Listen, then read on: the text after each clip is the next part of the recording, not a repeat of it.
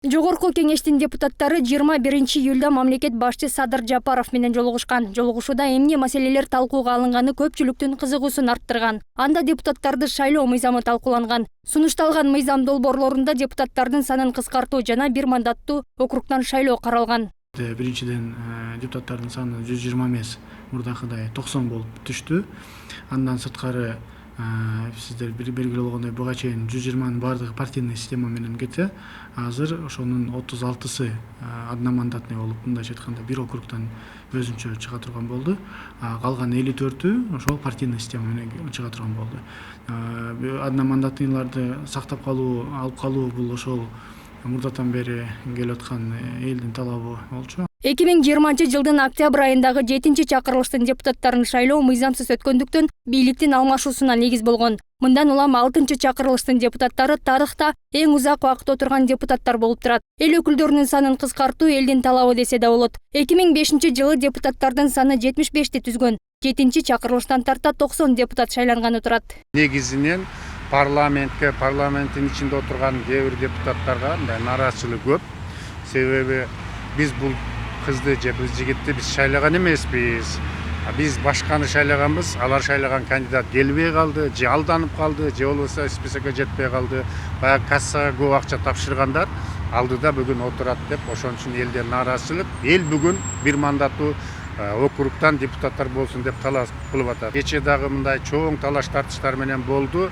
Бирок депутаттар акырында баары сүйлөшүп айтты, макул биринчи окууда колдоп туруп, баягы экинчи окууда бышырабыз деп. Эл өкүлдөрүнүн санын кыскартуу жана бир мандаттуу округтан шайлоо мыйзам долбооруна элдин сунушунун негизинде көтөрүлүп чыккан. Аталган мыйзам долбоору 2-сессияда каралган соң президент кол коюп кабыл алынат. Андан соң шайлоо күнү жарыяланат. Болжол менен шайлоо күз мезгилинин октябрь-ноябрь айларына туш келет. Депутаттар өзүбүздө күнөөлүүбүз. Анткени ошол 120быздын баардыгыбыз тыкыйып жакшы иштегенде андай маселе көтөрүлбөйт эле.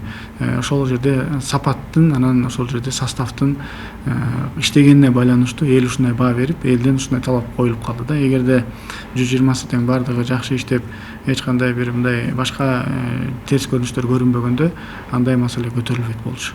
Шайлоо мен ойлойм 31-октябрга, эч болбосо 7-ноябрга жаңы шайлоо боло турган болуп, уже толугу менен чечилип калды. Коомчулук тарабынан депутаттар акыркы учурда көптөгөн сын пикирлерге кабылып келет. Эске салсак, 2020-жылдын июль айында өлкөдө пандемия оор кырдаалда өтүп жатканда жайкы эс алууга чыгып кеткендери да чоң нааразычылык жараткан. Мындан улам эл өкүлдөрүнүн элге пайдасы жок дегендер да бар. Кыскарса, качество болсо, количество болбой эле, качество болсо деген ойда. Канчага чейин кыскарса деп ойлойсуз? Кыскарса колдон келсе көп эле кыскарса жакшы болмок. 90 деп атат, 90 эмес. 50 болсо деле жетет эле да. Өзү кичинекей эле мамлекетпиз. Болгону 6 миллион калкыбыз бар, анын тең жарымы талаада жүрөт. Анан ар бир областка бирден депутат кенен жетет го дейм. Азыраагы жакшы да. Канча болсо дейсиз? 60-70 болсо болот да. Илгери ошондой эле болгон. Башка өлкөлөрдө болсо мындай депутаттар отурбайт-тын да.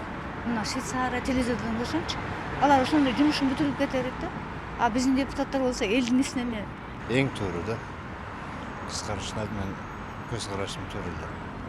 Канчага чейин кыскарса деп ойлойсуз? 80ге чейин кыскарса болот. Кыскартма жок, кереги жок алардын. Ошол эле.